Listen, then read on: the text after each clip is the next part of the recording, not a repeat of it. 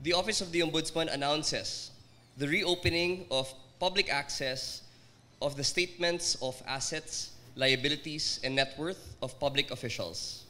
Binuksan na sa publiko ni Ombudsman Jesus Crispin Remulla ang access sa mga salin o Statement of Assets, Liabilities and Net Worth ng mga opisyal ng gobyerno.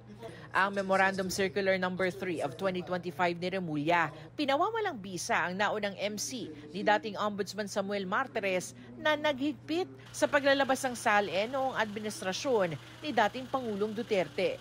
Tinakda rin nito na kinakailangan ang permiso ng may-ari ng salin bago mailabas ito.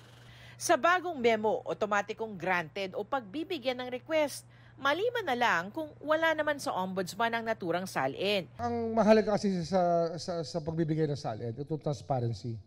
Pero hindi to, dapat dito responsible rin yung kukuha ng information.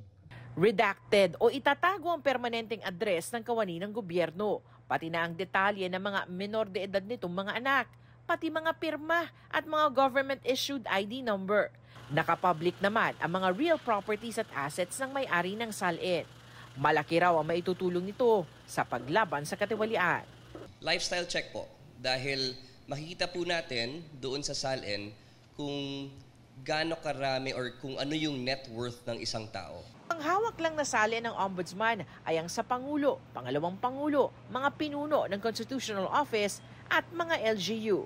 Kaya nakikiusap sila sa iba pang salin repositories na isa publiko rin ang mga hawak na salin.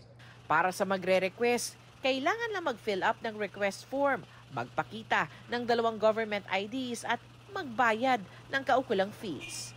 Magiging epektibo ang bagong memo 15 araw matapos ang pagkakalathala nito.